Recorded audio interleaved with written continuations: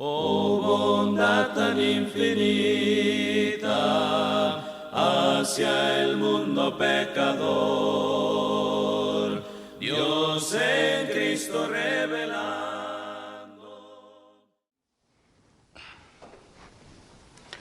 Dice la palabra del Señor de la siguiente manera, Hechos capítulo 2, versículos 41 al 47.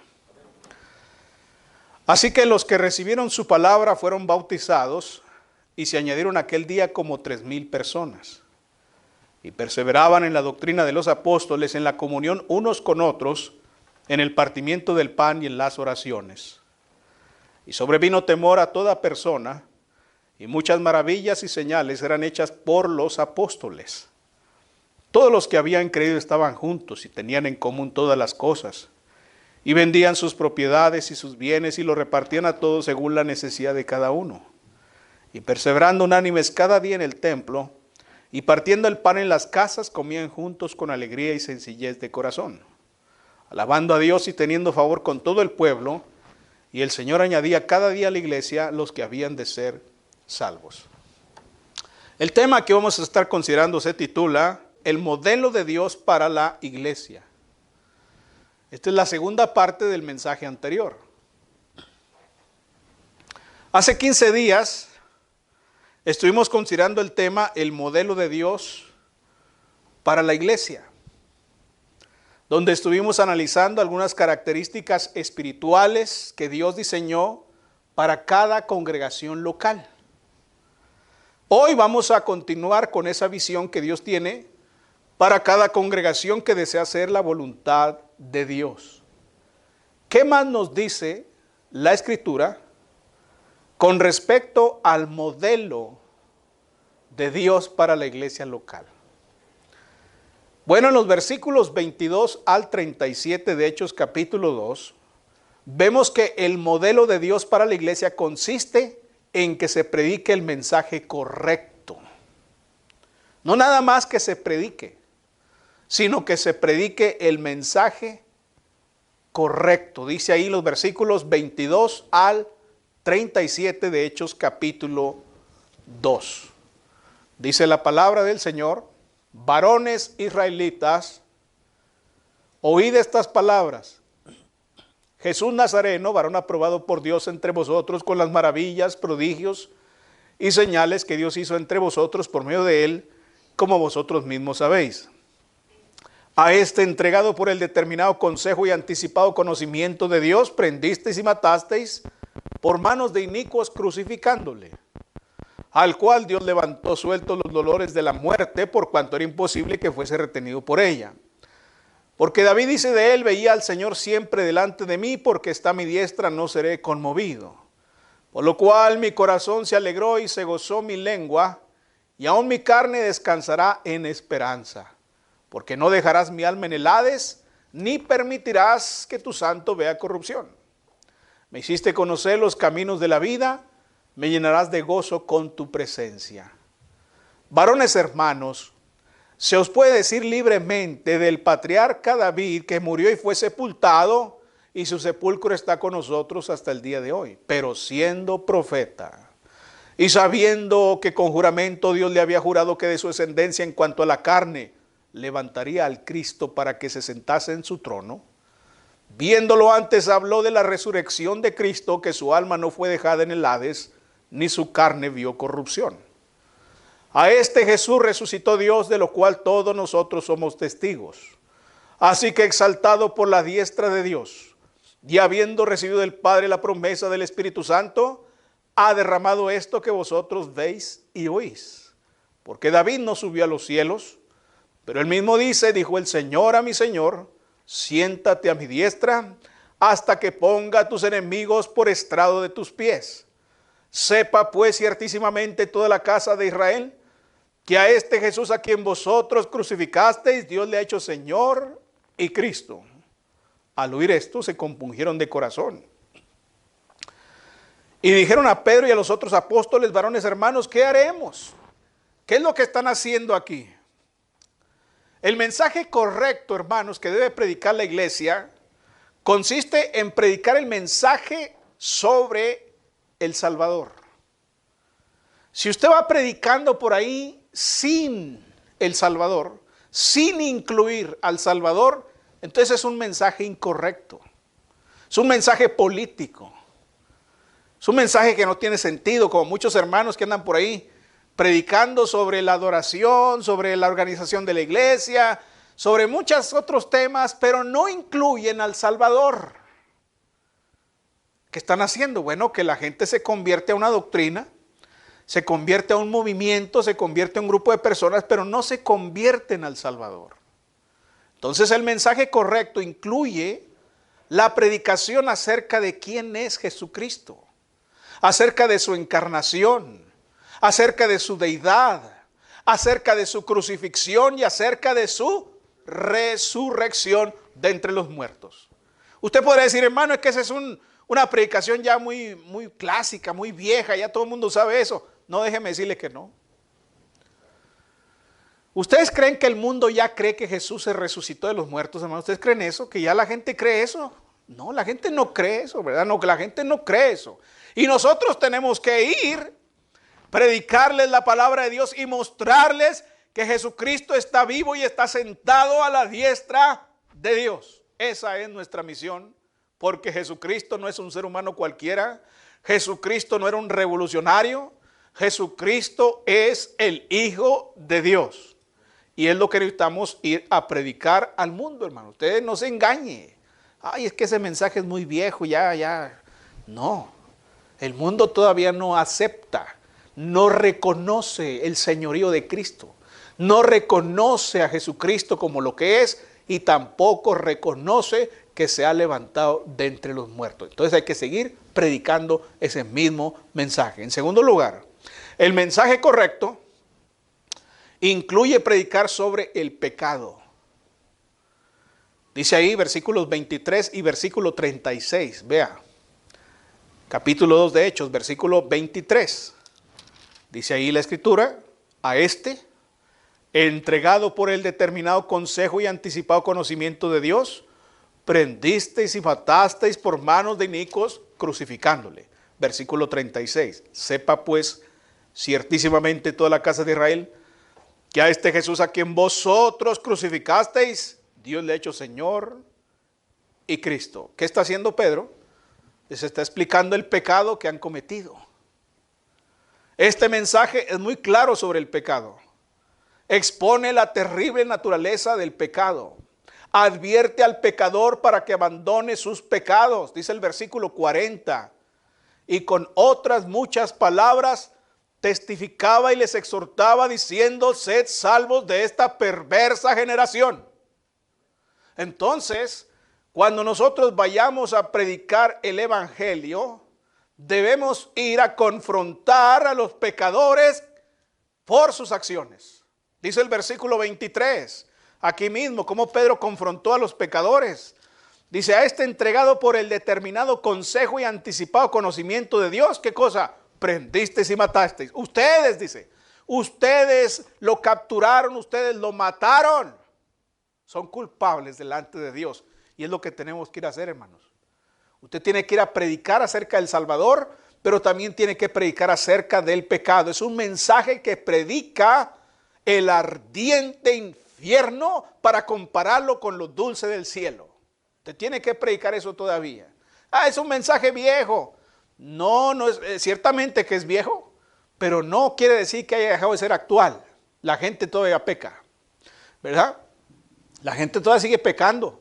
La gente todavía sigue siendo inicua. La gente todavía sigue siendo impía. Entonces nosotros tenemos que ir a confrontar con la palabra de Dios sus acciones y mostrarles el camino correcto en comparación con el camino que va al infierno. Hablarles claramente de lo que es el infierno, de lo que les espera a los pecadores. La Biblia dice que por cuanto todos pecaron y están destituidos de la gloria de Dios. Mire, qué tremendo es eso. Esa es una noticia terrible, hermanos. Y mucha gente no sabe, no está consciente de eso. No están conscientes de que están destituidos de la gloria de Dios. Ellos piensan que cuando mueran, pues algún sacerdote les va a abrir las puertas del cielo. No. Solamente la sangre de Cristo puede traerles el perdón que necesitan y nosotros tenemos que ir a confrontarles, tenemos que ir a advertirles acerca de su condición. En tercer lugar, el mensaje correcto habla del Salvador, el mensaje correcto habla del pecado y el mensaje correcto habla sobre la salvación. Versículos 38 al 40. Dice ahí, Pedro les dijo, arrepentíos y bautícese cada uno de vosotros en el nombre de Jesucristo para perdón de los pecados y recibiréis el don del Espíritu Santo. Porque para vosotros es la promesa y para vuestros hijos y para todos los que están lejos, para cuantos el Señor nuestro Dios llamare. Y con otras muchas palabras testificaba y les exhortaba diciendo, sed salvos de esta perversa generación. Así que los que recibieron su palabra fueron bautizados y se añadieron aquel día como 3,000 personas. Y perseveraban en la doctrina de los apóstoles, en la comunión unos con otros, en el partimiento del pan y en las oraciones. Esta iglesia que leemos aquí, en el libro de los Hechos, señala a un mundo perdido y le dice, aquí está tu salvación. Le dice al mundo perdido, ahí está tu salvación. Jesucristo, Él es tu Salvador. ¿Qué dice Pedro en el 38? Arrepentíos y bautícese. Pero déjeme decirle que en ese tiempo había muchos predicando arrepentimiento y bautismos, toda clase de bautismos. Pero Pedro les aclara que ese arrepentimiento y ese bautismo no se fundamenta en él, no en Pedro, sino en el nombre de Jesucristo. El término griego en el nombre de Jesucristo significa sobre la base de lo que es Jesucristo. El arrepentimiento es eficaz, el bautismo es eficaz porque descansa sobre el fundamento de Jesucristo. Pedro les aclara, yo les estoy mandando a arrepentirse y a bautizarse, pero no para que sean míos, no para que sean mis seguidores, sino para que estén en Jesucristo. Eso es lo que les dice el apóstol Pedro. Y eso es lo que hace toda iglesia cuando predica el evangelio. Habla acerca del Salvador, habla acerca del pecado y le da dirección al pecador para que sepa correctamente y adecuadamente sobre quién va a descansar su fe. Una iglesia bíblica presenta a Jesús como la única y última solución al problema del pecado. No hay más. Aquí no hay de que, bueno, pues das tanto dinero y entras al cielo, ¿no? O haces unos sacrificios ahí, te das de golpes en la espalda. No. La última y la única solución para el pecado es Jesucristo. No hay otra, no hay otra. Jesús dijo, yo soy el camino, la verdad y la vida, y ninguno viene al Padre sino por mí. ¿Ven? No hay otro. No hay a dónde más ir. La iglesia bíblica predica un mensaje trascendente que habla a todas las clases sociales, a todas las razas y a todos los pecadores. No importa si son pobres o son ricos. No importa cuál sea la condición de ellos. Dijo Jesucristo, me seréis testigos. ¿Dónde? En Jerusalén. Y en Jerusalén había pobres y ricos. Había prostitutas y leprosos. Había borrachos y había adúlteros. ¿Y qué dijo él? Vayan y sean mis testigos en Jerusalén, en Judea, en Samaria y hasta lo último de la tierra. Y eso es lo que tenemos que hacer nosotros, porque ese es el modelo. Ese es el mensaje correcto que debemos predicar al mundo. La segunda característica de este modelo está en los versículos 37, 40 y 41 de Hechos capítulo 2. Fíjese bien. Dice el versículo 37. Al oír esto se compungieron de corazón y dijeron a Pedro y a los otros apóstoles, varones hermanos, ¿qué haremos? Versículos 40 y 41. Y con otras muchas palabras testificaba y les exhortaba diciendo, sed salvos de esta perversa generación. Así que los que recibieron su palabra fueron bautizados y se añadieron aquel día como 3,000 personas. ¿Qué significa esto? Se añadieron como 3,000 personas. El modelo de Dios para la iglesia consiste en que se compone de las personas correctas, hermanos. En primer lugar, ¿cuáles son las personas correctas? Bueno, son las personas salvas. Dice el verso 37. ¿Qué haremos? Ahí están condenados, ahí están muertos todavía.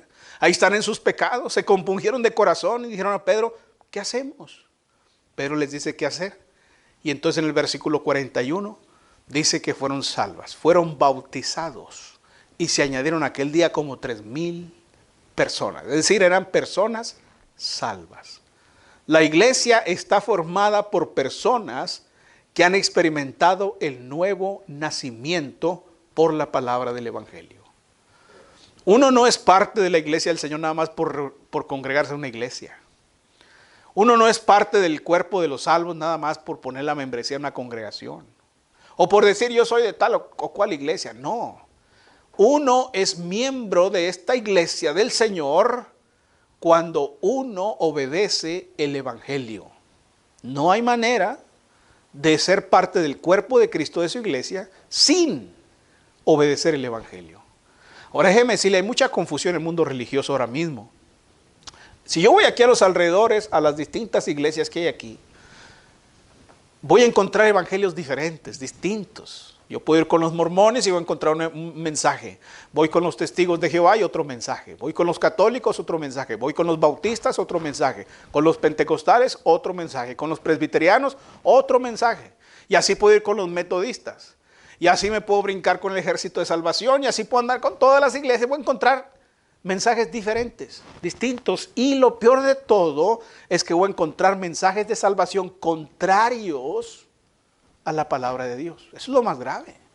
Deje usted que fuera un desacuerdo entre hombres. No, el problema aquí es el desacuerdo que todas esas iglesias tienen con la palabra de Dios. Eso es lo más grave. Eso es lo más triste. ¿Cuál es el primer error de todas esas iglesias? El primer error es que piensan que son salvos cuando no lo son. ¿Cómo es eso? Usted va a decir, oiga, pero usted ¿cómo se atreve a decir que esas personas no son salvas? Aunque ellas dicen que son salvas, pero ¿cómo se atreve usted? ¿Quién le dio esa autoridad a usted? Si usted es un don nadie, usted no es nada para estar diciendo quién es salvo y quién no. No, yo no soy nada, hermanos. Yo no soy un arzobispo, no soy un obispo, no soy un cardenal. No soy nada ni tampoco soy un profeta. Pero cuando digo que esas personas que creen que son salvas y no lo son, lo digo por lo que dice la palabra de Dios y no por lo que digo yo. Punto. Así, si alguien quiere discutir eso, lo va a discutir con la palabra de Dios, no conmigo. Yo nomás le voy a mostrar lo que la palabra de Dios dice. Aquí está lo que dice la Biblia y aquí dice que la iglesia se compone de gente salva. Y si esas personas que están con los pentecostales o los metodistas o los bautistas o los presbiterianos no han obedecido el evangelio bíblico, luego no son salvas. Punto. Tan sencillo, el que sabe contar hasta 3 entenderá que un evangelio falso no puede producir cristianos verdaderos. No se puede. La semilla de Dios es la que produce cristianos y si esa semilla está corrupta, ¿qué pasa? Cristianos corruptos. Ahora, fíjese, no necesitamos hacer grandes estudios para saber si son cristianos falsos o no, corruptos o no. Muy sencillo. Vea, Iglesia Bautista, ahí está, ya torció ahí. Yo a veces voy con los bautistas y les digo, a ver, búsqueme aquí Iglesia Bautista en el Nuevo Testamento. No, pues no está. Ah, bueno, ya, basta. No está aquí, entonces ¿qué anda haciendo usted en la Iglesia Bautista si esa iglesia no existe? No está en la Biblia, no la inventó Dios, no la planeó Dios, no la diseñó Dios. Entonces, ¿dónde salió? De los hombres. Iglesia luterana, a ver, ¿dónde está la iglesia luterana aquí en la Biblia?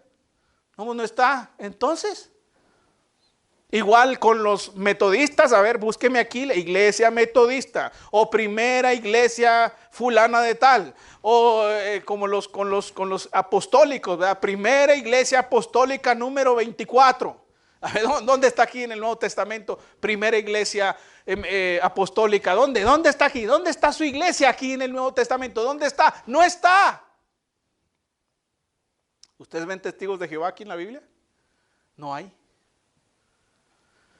¿Adventista del séptimo día? Tampoco hay. ¿Y sabe por qué no hay? Porque es imposible. La denominación, hermanos, más antigua de las que salieron de la iglesia romana es la iglesia luterana. Es la madre de todas las demás iglesias. 1517, Martín Lutero hace la reforma protestante. 1517. No había bautistas, no había metodistas, no existían. Primero fue Lutero, 1517.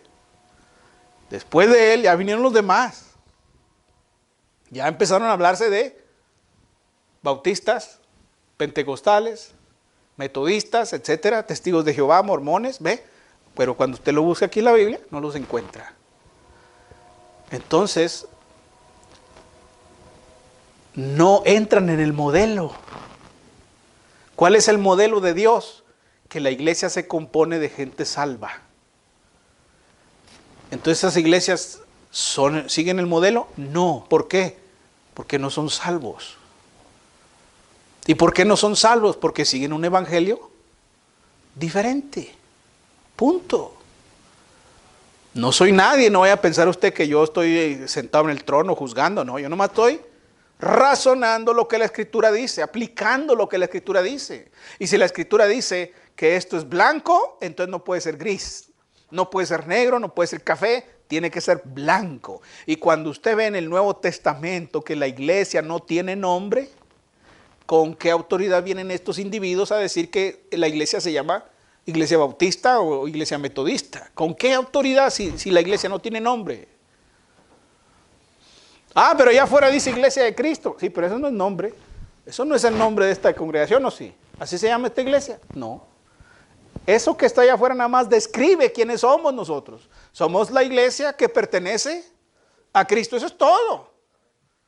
Pero no tenemos denominación, no tenemos nombre. No somos iglesia bautista, metodista, testigos de Jehová, mormones, adventistas, pentecostales. No, somos solamente cristianos, porque ese es el nombre que Dios dio a los suyos. Y se les llamó cristianos por primera vez en Antioquía. No se les llamó pentecostales, bautistas, católicos, mormones, adventistas. Y pare usted de contar. Los del camino, etcétera. Ahora bien, nosotros nos sentimos orgullosos de que yo soy salvo porque soy de la iglesia del Señor, yo soy salvo, qué bueno, pero hay más, espérese un momento. Dice el versículo 42 de Hechos capítulo 2. Esto ya es para los cristianos. Y perseveraban en la doctrina de los apóstoles, en la comunión unos con otros, en el partimiento del pan y en las oraciones. ¿Qué significa esto? El modelo de Dios es que la iglesia se compone de las personas correctas, y las personas correctas son los salvos y son miembros que están consagrados. Los miembros de la iglesia de Cristo están consagrados. ¿Cómo lo sabemos? Ahí está el verso 42. ¿Qué hicieron después de que fueron bautizados? El 41 dice, fueron bautizados. Y se añadieron como 3,000 personas. ¿Y qué hacían después de ser bautizados? Y perseveraban. La palabra perseveraban, hermanos, indica una disciplina, como la que hacen los atletas, como los boxeadores, que tienen una disciplina de vida, una disciplina, hermanos. ¿Para qué? Para ser el mejor boxeador, para ser el mejor corredor, para ser el más fuerte. Bueno, los cristianos se consagran, por eso perseveran, se fortalecen en la doctrina de los apóstoles, en la comunión unos con otros, en el partimiento del pan y en las oraciones. Están consagrados a el estilo de vida que Dios quiere que tenga. Esta iglesia caminó en la doctrina y en la comunión de los apóstoles. Rompieron todos sus vínculos con la antigua vida que tenían. Porque ellos tenían una vida, esta gente tiene una vida. Estos que se bautizaron tenían una vida, tenían costumbres, tenían hábitos, tenían familiares, etcétera. Pero rompieron los vínculos que los ataba a la antigua vida para consagrarse a la nueva vida. Y eso es lo que cada miembro del cuerpo de Cristo, cada miembro de la iglesia debe hacer: romper sus vínculos con la antigua vida y consagrarse a la nueva vida. Si no hacemos eso, hermano, entonces no estamos siguiendo el molde. Porque sí, otra vez, los miembros de las iglesias de Cristo a veces pecan de arrogancia. No, nosotros seguimos el molde en la adoración, nosotros no usamos instrumentos musicales para cantar a Dios, tomamos la cena cada domingo, no tenemos denominación, que se creen la octava maravilla del mundo, pero cuando les pregunto, ¿están consagrados? Pues ahí andan ahí todos ahí como que cojeando, ¿verdad? Y como que, bueno, pues ahí la llevo. No, no ahí la llevo. O entra en el molde o no entra en el molde, hermano. Usted necesita consagrarse. Eso es una decisión. Usted ve aquí que ellos llevaron un ejercicio previo para perseverar. Es decir, se bautizaron y luego llevaron algún ejercicio que les llevó años para entonces comenzar a perseverar. No, salieron del agua y comenzaron a perseverar. Salieron del agua y comenzaron a dar la comunión. Salieron del agua y comenzaron a practicar la doctrina de los apóstoles. Mucho cristiano ahora no hace eso. Sale del agua y se está unos años ahí sentado nomás. Y esperando algún día voy a consagrarme. No, ese no es el molde, hermanos. Ese no es el molde. Hay que romper con los vínculos. Usted no puede seguir con la misma actitud, con las mismas actividades incluso que tenía antes. ¿Sí? Ahí en Juárez me topé un señor que decía que quería el evangelio, quería seguir el evangelio y dice, me interesa, yo quiero eso. Y le digo, muy bien, mire, los domingos nos reunimos a las 10 de la mañana. Y le dice, no. ¿Cómo que no? ¿Cuál es el problema? Es que los domingos yo juego fútbol. Dice, yo juego, ¿cómo le voy a hacer? Le digo, pues tiene dos opciones. O deja de jugar fútbol para entrar al cielo, o siga jugando fútbol y vayas al infierno. Usted coge. Yo no me iré al infierno por jugar fútbol, hermanos. O sea, no. Pues prefirió irse al fútbol. Fíjese. ¿Por qué? Porque no están dispuestos a ¿qué? A romper con los vínculos. Y algunos están dispuestos a romper con familiares, con amigos, ¿verdad? Con prácticas. No están dispuestos a romper con eso y prefieren irse al infierno antes que romper con esos vínculos, antes de romper con esos hábitos. ¿Sí? Decía una joven, yo sí entiendo todo lo del arrepentimiento, el bautismo, pero a mí me gusta mucho el baile. Bueno, pues se va a ir bailando al infierno. Se va a ir bailando al infierno. Porque no quieren romper vínculos. ¿Sí? No quieren hacer de nuevo, romper esos vínculos. Y como ya entienden, dicen, no, de hacerme cristiano ya no voy a poder andar acá y allá y acullá y haciendo estas otras cosas. Mejor no. Bueno, lamentablemente que muchos cristianos sí se comprometieron, sí aceptaron el evangelio, pero sin romper con los vínculos. Y eso está peor. Porque al menos aquellos no se meten. ¿Verdad? Dicen, no, yo no me meto, no le entro, no, ¿para qué les voy a quedar mal? ¿Para qué me voy a comprar? No, mejor, muchas gracias. Y no se acercan. Pero hay unos que se metieron y dijeron, salvación, yo quiero ser salvo. Yo quiero el cielo, claro, yo no me quiero el infierno. Pero no rompen con sus vínculos. Y cuando no rompen con esos vínculos van a ser cristianos mediocres, cristianos carnales, cristianos que no dan el ancho con el molde. Y eso es lo que tenemos que entender acá.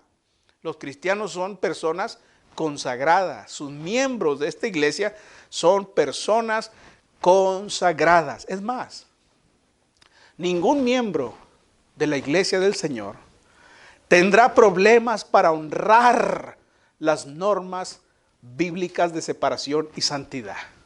No tendrá problemas. Pero hay mucho cristiano que choca con eso, hermanos. Chocan con eso. Si les dice uno a las hermanas, no debe vestir así. No debe andar vestida como prostituta. No debe andar vestida como mujer vaga, loca. ¿Y cómo entonces? La Biblia dice así y así. No estoy de acuerdo, hermanos. Es su opinión. Lo que importa es el corazón, no lo exterior. Y empiezan ahí con filosofías huecas. En lugar de ¿qué? De someterse a la palabra de Dios, que la mujer debe vestirse de manera honrosa, con pudor y con modestia. Pero no quieren. No, es que eso ya es viejo, eso ya pasó de moda. Ahorita las cristianas modernas andamos aquí hasta con tangas si queremos. No quieren sujetarse. Tienen problemas con las normas. Hay hermanos ahorita que dicen, ¿cómo que las mujeres no pueden predicar? Y ya muchas mujeres están subiendo a los púlpitos, ya están predicando en los púlpitos, ahí sin vergüenza alguna, ahí bien orgullosas ellas, bien altaneras, bien arrogantes, ahí con el micrófono, ahí predicando la Biblia. ¿Y qué dijo el apóstol Pablo? Vuestras mujeres callen en las congregaciones. Y dicen, no, es que Pablo era un misógino. Imagínense. No, los miembros de la iglesia del Señor no tienen problemas para honrar las normas bíblicas de separación y santidad. Porque Dios quiere un pueblo santo. ¿Qué dijo Él? Sed santos. ¿Ve? Entonces él quiere eso. Él quiere que su pueblo sea diferente. Ahora el versículo 42 nos dice otra cosa sobre los miembros de esta iglesia. Nos dice que los miembros son firmes, están firmes. Es lo que se ve ahí, hermano, es lo que yo veo ahí, vea. Y perseveraban en la doctrina de los apóstoles, en la comunión con otros, en el partimiento del pan. Usted ve la actividad ahí. Ahí se ve dinamismo, actividad, firmeza, perseverando. Perseveraban en la doctrina. ¿Qué es eso? Firmeza, están constantes. No los vemos un mes aquí, luego al otro mes ya no los vemos. Un domingo no. No. Estos están consagrados, están firmes, fueron fieles. Siempre estaban listos y puntuales para las actividades de la iglesia. Siempre. Hermanos, los predicadores que estaban aquí no tenían problemas que ahora tenemos los predicadores. Ahora no. Ahora tenemos que andar persiguiendo hermanos para que vayan a la iglesia. No. En este tiempo no. La gente estaba firme, eran constantes, disciplinados, hermanos, con las cosas de Dios. Ahora es al revés. ¿Sí? Luego dicen los versículos 43 en adelante que los miembros de esta iglesia, además de estar consagrados, de ser firmes, también eran siervos. Dice ahí versículos 44 y 45. Todos los que habían creído estaban juntos y tenían en común todas las cosas. Y vendían sus propiedades y sus bienes y los repartían a todos según la necesidad de cada uno. Qué tremendo, ¿no? Esta iglesia estuvo marcada por el altruismo. Los miembros se preocupaban por las necesidades de los otros miembros.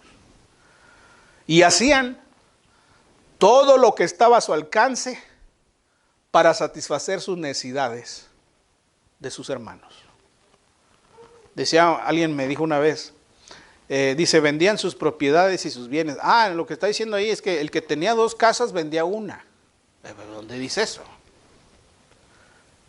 ¿Dónde dice que el que tenía 2 vendía una y se quedaba con una? ¿Dónde dice ahí? No, pues se supone mal. Puede ser que el que tenía 2 casas vendía una, puede ser, pero también puede ser que el que tenía una casa vendía y se compraba una más chiquita y ayudaba a los hermanos. Decía él, pues esta es mucha casa para mí. ¿Sí?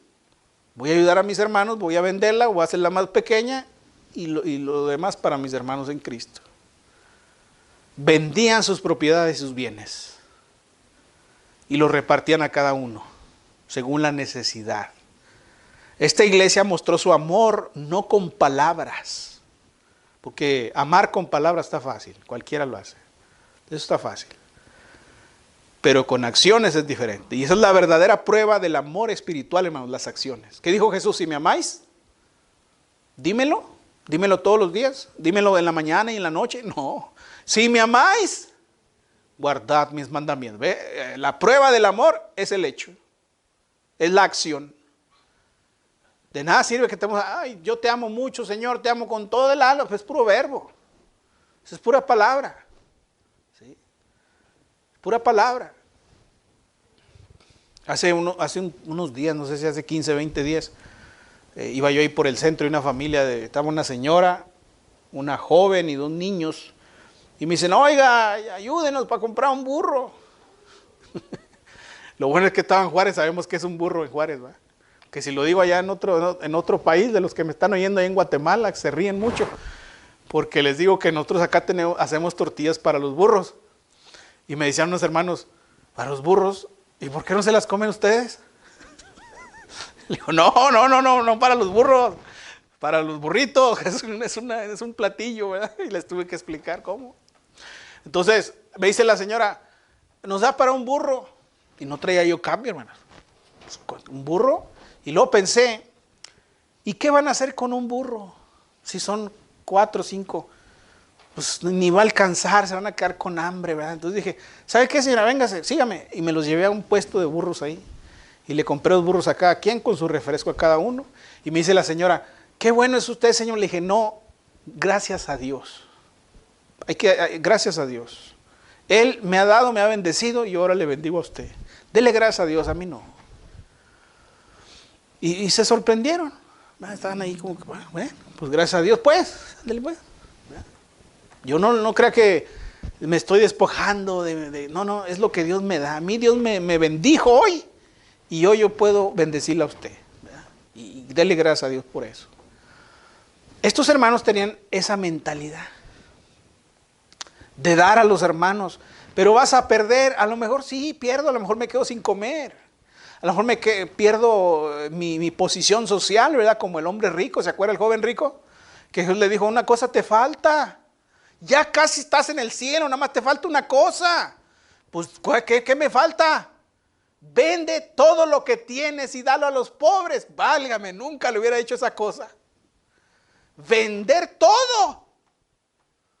Y luego luego mis pijamas y mis camas y mis baños de donde me meto ahí a bañarme con perfumes y mis caballos y todo lo que... No, está loco. ¿Cómo vende todo lo que tienes? Y luego ni siquiera es para invertir, quiere que lo regale. Se va a quedar en la ruina. Bueno, una persona que no conoce a Dios así piensa que se va a quedar en la ruina. Pero la que conoce a Dios sabe que Dios le va a prosperar. El que conoce a Dios sabe eso. Que Dios no lo va a dejar mendigando pan, no lo va a dejar sin comer, no lo va a dejar, sino que Dios, Él lo dice, hermanos, véanlo ahí en Corintios, ahí está en 2 Corintios, véanlo. Para que no piensen, el hermano está echando rollo nomás. No, vea. Dice ahí la escritura, 2 Corintios capítulo 9, versículos 7 y 8. Cada uno dé como propuso en su corazón, no con tristeza ni por necesidad, porque Dios ama al dador alegre y poderoso es Dios. ¿Para qué? Para hacer que abunde en vosotros toda gracia, a fin de que teniendo siempre en todas las cosas todo lo suficiente, abundéis para toda buena obra. Dice Dios, este hace buenas obras con el dinero, le voy a dar más para que siga haciendo más. Pero si este nomás le doy dinero y lo acumula, nada más para sus intereses, entonces ahí ya no, eso ya no es correcto. Pero cuando el hombre, el cristiano, es generoso y ayuda a otros, dice Dios, a este hay que darle más porque este no es egoísta, no cierra su corazón y lo prospera. ¿Y sabe qué, hermano? Lo que yo le estoy diciendo no es demagogia, no es rollo. Después de yo ayudar a esa familia, ese mes, ese periodo, hermanos, yo no sé dónde sacar yo dinero. Veía mi cartera y dice, caray. Y luego tenía otro, y luego me apareció otro por acá. Y otros billetes por acá. Dije, ahora, me está sobrando, ahora me sobró. No es mentira, hermanos. No les miento, nada de lo que yo les digo es mentira. Ahora, esa semana fue muy próspera y hasta pude ayudar a otros. ¡Qué bueno! Porque Él es la promesa de Dios. Yo les doy testimonio de que lo que dice ahí es verdad, es cierto. Cuando uno da, no con tristeza ni por necesidad, entonces Dios bendice al dador alegre. Y hay que creerlo y hay que hacerlo. Hágalo, créalo y hágalo, créalo y hágalo. Y si Dios no le diese, como quiera usted dé. Tenga el pensamiento de aquellos 3 jóvenes allá cuando iban a ser echados al foso de los leones, ¿verdad? Y si no se inclinan ante la imagen, los vamos a echar al foso. ¿Y qué dijeron ellos? El Señor nos va a rescatar. Y aunque no nos rescate, vamos a seguir siendo fieles. Pues los echaron. Y no se les quemó ni un pelo. Ni un cabello se les quemó, hermano. Nada, salieron limpios. Como si no hubieran entrado al horno de fuego. Pero vea la disposición. Dijeron, aunque Dios no nos salve, aunque nos quememos ahí adentro, no vamos a inclinarnos ante las imágenes. Entonces usted tenga ese pensamiento. No vaya a pensar usted, hermano Luego dijo en la predicación que si yo ayudo a alguien, el Señor me va a aparecer billetes ahí en la casa. No estoy diciendo eso. No estoy diciendo que se me aparecieron billetes ahí de la nada, hermanos. ¿Provocaría una crisis económica en México si se apareciera un billete de la nada? Lo que estoy diciendo es que Dios bendice, Dios prospera. A usted le rinde más la vida, le rinde más el dinero cuando usted es generoso. Entonces el modelo de Dios para la iglesia es que se compone de las personas correctas. Finalmente, el modelo de Dios para la iglesia, versículos 42 y 46 y 47, consiste en seguir el programa correcto. Hay un programa que hay que seguir. Ahí está, en Hechos. Ahí está el programa, ahí está el ejemplo, ahí está el modelo a seguir. ¿En qué consiste ese modelo, ese programa? Bueno, primero, ¿qué es lo que vemos en el verso 42? Y perseveraban en la doctrina de los apóstoles, en la comunión unos con otros, en el partimiento del pan y en las oraciones. ¿Qué vemos ahí, hermanos? Vemos que están adorando juntos como si fueran una familia. Y perseveraban, o sea, todos van marchando igual. Esta iglesia se reunió para orar, se reunió para recibir instrucción de la palabra de Dios, para adorar. Tenían un objetivo común. Querían crecer en su fe y alabar a Dios por el perdón de sus pecados. Pablo dijo en Filipenses capítulo 3 versículo 10, a fin de conocerle y el poder de su resurrección y la participación de sus padecimientos, llegando a ser semejantes a él en su muerte. Es decir, que estos hermanos todos compartían el mismo deseo por servir al Señor. Tenían la misma meta. Querer conocer a Dios es querer comprenderlo en mayor grado posible y actuar en base a ese conocimiento, inclinándose a Él en adoración humilde. No hay nada más hermoso que cuando los santos de Dios se reúnen en unidad para alabar y adorar a Dios como una sola familia, con armonía. Pero además de eso, de la armonía que había entre ellos, adorando y sirviendo a Dios como una familia, dice en los versículos 44 y 45 que ellos trabajaban como si fuese un equipo, hermanos. Todos los que habían creído estaban juntos y tenían en común todas las cosas. Y vendían sus propiedades y sus bienes y los repartían a todos según la necesidad. Es decir, esta iglesia tenía como objetivo el bien común. Como un equipo, hermanos. No sé si ustedes alguna vez han jugado fútbol. Pero yo me acuerdo cuando era niño que nos escogían para jugar. A veces a mí me dejaban al último porque era el más malo de todos. Pero yo veía que el que los juntaba usaba estrategia. Decía, este lo vamos a poner de portero, este va a ir de delantero, este va a ir en el medio y así, defensa. ¿Según qué? Según las habilidades o las capacidades. Eso es un equipo. No es de que en el equipo todos se avientan al frente como loco, vamos a meter la pelota ya. No. Yo antes no entendía eso. Cuando era un niño decía, bueno, ¿y estos por qué se quedan acá parados? La pelota anda allá y andan nomás 3 o 2 allá y todo el montón acá. Súbanse todos. Bueno, yo no era estratega, ¿va? Los estrategas del que manejan esas estrategias en el fútbol dicen, ¿saben qué? Van a atacar 2, van a atacar 3, o échese todo el equipo para atrás porque vamos a cuidar que no caiga ni un gol. Ellos saben cómo acomodar a cada miembro del equipo para que el equipo gane. ¿Qué están haciendo aquí los hermanos? Están viendo qué pueden hacer unos y qué no pueden hacer otros y están ayudando a esas debilidades que pueda haber ahí. Para que el cuerpo se mantenga, para que el cuerpo funcione como un equipo, hermanos. Trabajaron para beneficiar al grupo. Trabajaron para el bien de la iglesia, del grupo. Dios no nos ha llamado a sentarnos a no hacer nada. Cuando usted viene aquí a la iglesia y se siente nada más hoy y se va, usted no es equipo. Usted es un espectador. Usted nomás está viendo el juego. Usted no está jugando, le invitamos a jugar, métase al juego. Métase, hay mucho que hacer. No nomás venga y se siente y mire, no, usted tiene que entrarle al juego. Entre al juego. En algún lado usted va a caber. En la predicación, en la visitación, en la benevolencia, en la misericordia, en fin, en alguna parte usted va a hallar un lugar para servir al Señor. Pero necesita meterse al juego, no ser un espectador del juego. Comían juntos, dice el versículo 42 y el 46. Esta iglesia disfrutaba de la relación entre ellos. Se disfrutaban unos a otros. Tristemente ahora muchos hermanitos pues vienen y dicen, ay, otra vez el hermano, qué fastidio. Prefieren andar con los del mundo, como si fuera un club social. La iglesia no es un club social, hermanos, pero pocas cosas crean un vínculo como el buen compañerismo cristiano. Es algo muy bueno.